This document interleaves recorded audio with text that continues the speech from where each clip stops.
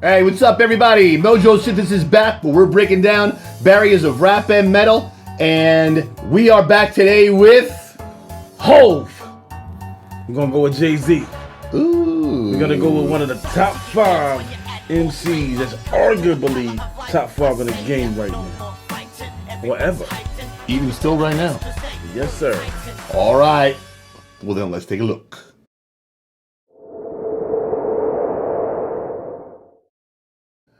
All right. Well, Jay-Z, you don't know. I've never heard it. I've heard a little bit of Jay-Z throughout the years. Again, I don't live in a hole. I know who Jay-Z is. But I'm looking to hear it. Looking forward to hearing it. And I'm ready. Let's go. All right. Turn my music high, yeah. You don't know what you're doing. Sure.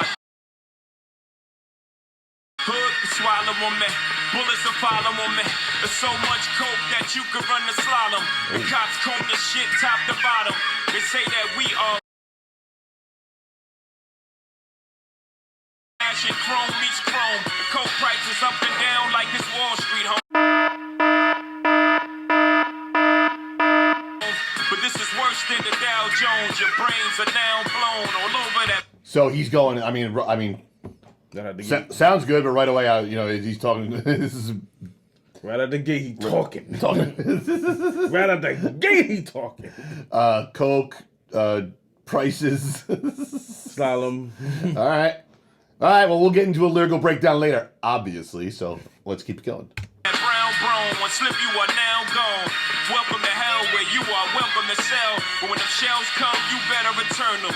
All scars, we earn them. All cars, we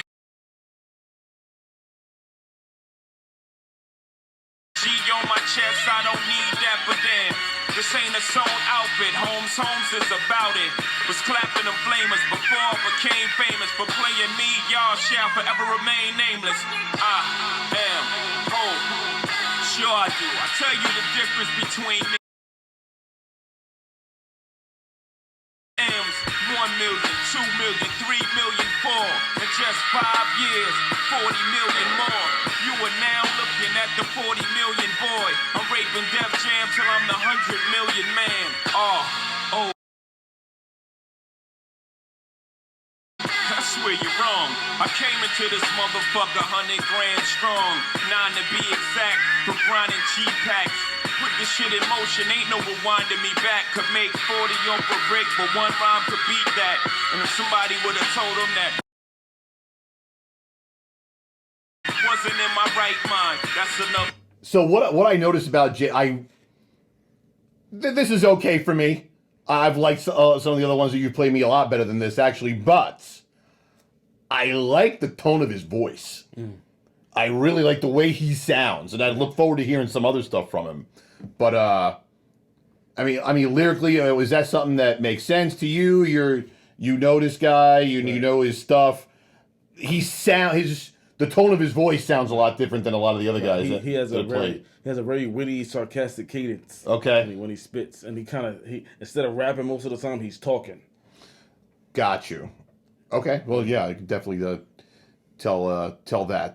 That's cool. Right. All right. And that's the style. That's pretty ill. Okay. The difference that's between me and them. I smarten up, open the market up. 1 million, 2 million, 3 million, 4. In 18 months, 80 million more. Now add that number up with the one black boy. Mama ain't raised on God's green earth. I triple my worth. Motherfucker will not lose. Put something on it. I sell ice in the winter. I sell fire in hell. I am a hustler, baby. I sell water to a well. I was born to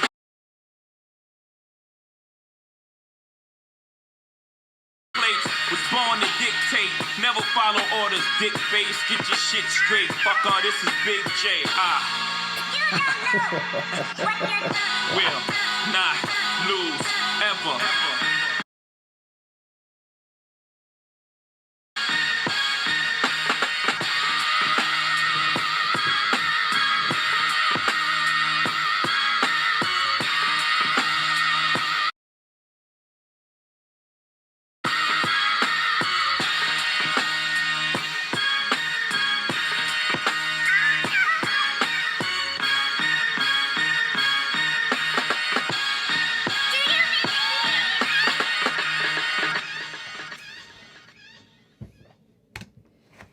All right, now, what I'm going to say about that is I'm always going to listen to something musically first. It's just the way I am. And that one didn't grab me like a lot of the other ones did. That being said, the lyrics, which we'll break down here in a little bit, but that's what kind of got me in this one. Is he was just like, Yeah, it was rapping. yeah, like, yo, man, you put me here, I'm gonna do this. Put me here, I'm gonna do that. I'm gonna move on. I'm not here to take orders. It's like, Right. all right, bro, and I guess you proved that too, right? Yeah, and what I love about this particular record, it came out in 2001, so he was like in this particular song, like I feel like this particular song and this particular album called The Blueprint, he had the cheat code because he had access to 4 top producers and one became Kanye and the other one who did this beat was from Patterson, Jersey, Just Blaze. So Just Blaze did this particular track right here, and Just Blaze went on to be kind of like Kanye in that production and that producer, So this beat right here was one of Just Blaze, not one of his biggest hits, but one of the Jones that Ho particularly, wanted to speak on and wanted to rap on. So the whole style, he has a memorization style, so he doesn't particularly write. So most of the time he'll go in the studio and his style is pretty funny when you hear the stories about how he hears a beat and he'll use this mini voice and he'll go in and memorize that and go on the booth and just spit. Really? Yeah. All right. Yeah, that's spooky. That is spooky. Well, everyone's got their own process. That's pretty impressive. Cool.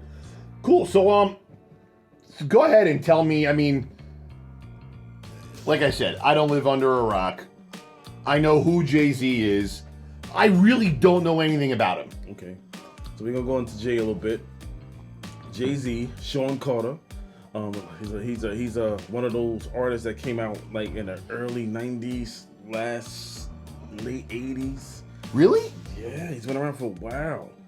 Like early 90s. How old is he? He's, I want to say 53? Okay. 52, 53. I had no idea he's been around that long. All right. He came out as he was actually the sidekick to Jaz-O. Jaz-O was the sidekick to Big Daddy Kane. So his lineage coming from Brooklyn, Big Daddy Kane was their OG. Mm-hmm. So his name kind of takes part of the name of, his name is unique, being Jazzy. Instead of naming himself Jaz-O, he named himself Jazzy. So Jay-Z is basically Jazzy because he has, and his first style was a rapid flow. Like how you hear some of the fast rappers rap, his very first styles he came out with that fast rapid flow, that you know what I'm saying?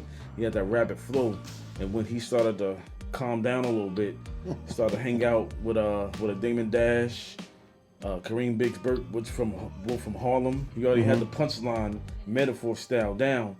He started to kind of get the swag style, which came from a little bit from Harlem. So Harlem is known in the industry and around the world for being fly, being flashy, being you know what I'm saying, being flamboyant, and being like, you know what I'm saying, kind of witty when it comes to fashion, when it comes to being innovative. So kind of Jay-Z kind of had that Brooklyn style, kind of with that Harlem style. So when you hear him rapping in that format, right, it's like a sarcastic, a lot of double entendres. You know what I'm saying? When we start breaking down the lyrics, you're like, yo, this kid is nasty. All right. Cool. Excellent. Now, what about his background? Where you said he's from Brooklyn? Yeah, Marcy Projects from Bed-Stuy. He's from BK. So he came out in that whole 90s era. He was in the streets. I mean, everybody know he was in the streets, making that street money.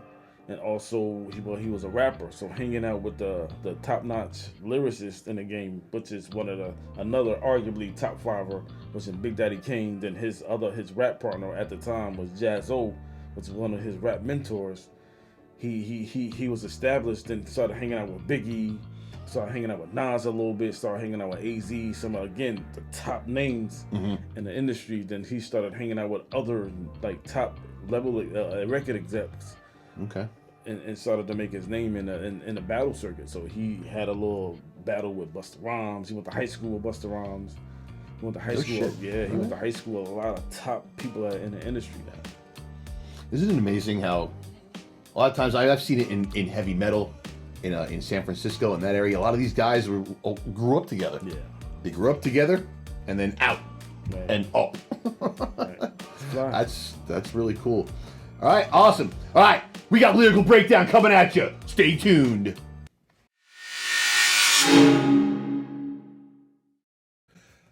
All right, Dwayne, why don't you break down some lyrics for me? I'm gonna talk about these bars. I'm from the streets where the hood can swallow women, bullets can follow men, and there's so much coke in that you can run a slalom. Woo! My God! This cat, you know, this cat is talking about a ski resort, son. And unfortunately, we live in a society where there was a lot of drugs in those early 90s there.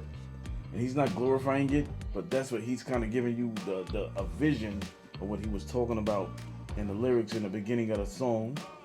And they say that we're prone to violence, but it's home sweet home, where personalities clash and chrome meets chrome. The coke price is up and down like the Wall Street homes.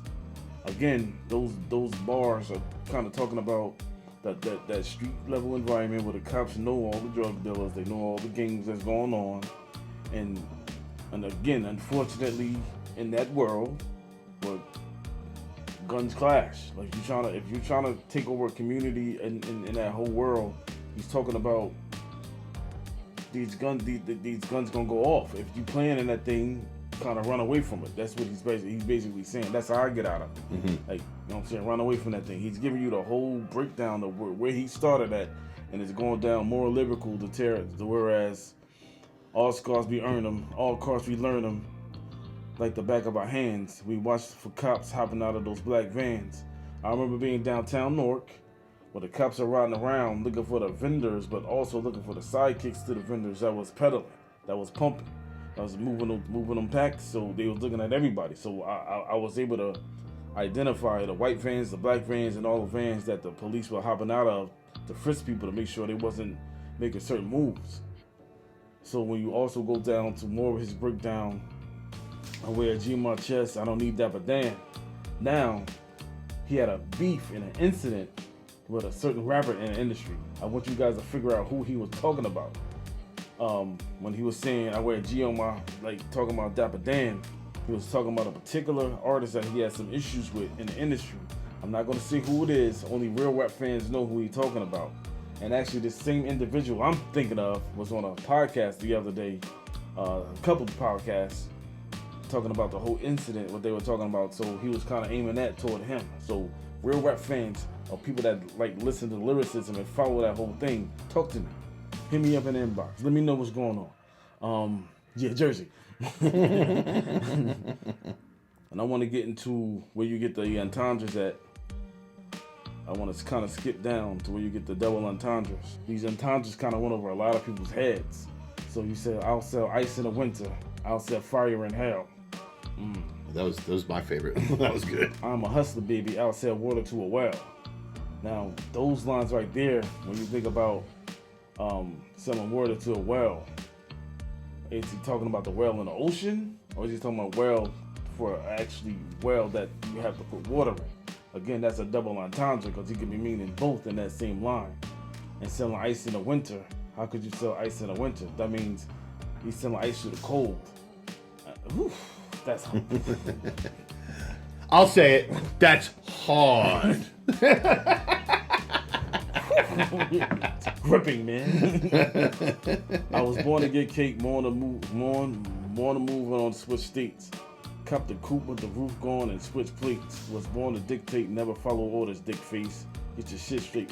I am Jake. Like that whole line, like that whole set of bars. This is all lyricism. Whereas now, I gave you all the stuff in the beginning to where I came from, and talking about how to make that money, like lyrically. Instead of doing that, I took that stuff and now I put it in and I invested it, and we obviously know where he's at right now. There's some other songs that we're gonna talk about in the future that incorporates double entendres and triple entendres and quadruple entendres. Whereas these writers are now making you think about a whole bunch of lines. Whereas you just don't hear rap. Now you're hearing lyricism. So we're gonna get into the peak of some hard lyricists in the future. Cool. I like that. Mm-hmm. Very nice. All right. Is that it? Let's see. Yeah, that's it. All right, wow. So, looking at, lyrics are freaking awesome. But I also noticed not as many as a lot of the songs that we've looked at also. But the impact, the hard hitting of them is what seems to make this go. That's awesome, man. Very, very cool. And what I like about his whole aura, he's very cool dude, very laid back dude. He's not like one of those loud people. He has like the way he talks in interviews, and generally how he raps. And the way he raps is very witty, very lyrical. Arguably, probably in a lot of people's top 5. When you ask people who their top 5 rappers are, his name may come up a lot. Okay. His name will probably come up a lot. Awesome. Yep. Very, very cool. Well, I'm sure we're going to have more from this fine gentleman coming up in the future. So we won't go too deep on Jay-Z here. But anything else you want to tell me about Mr. Jay-Z? Also, he's a Sagittarius like me. I'm December 3rd. He's December 4th. Oh. Yeah. A lot of similarity. Well, there it is. All right. For Mojo-Synthesis, I'm Tony. I'm Dwayne. We're going to catch you next time. Thanks for watching, everybody. And if you've got a song that you want Dwayne and Tony to analyze and react to, please send an email to www.mojosynthesis.com. And don't forget to smash that like button and subscribe to the channel. See you next time.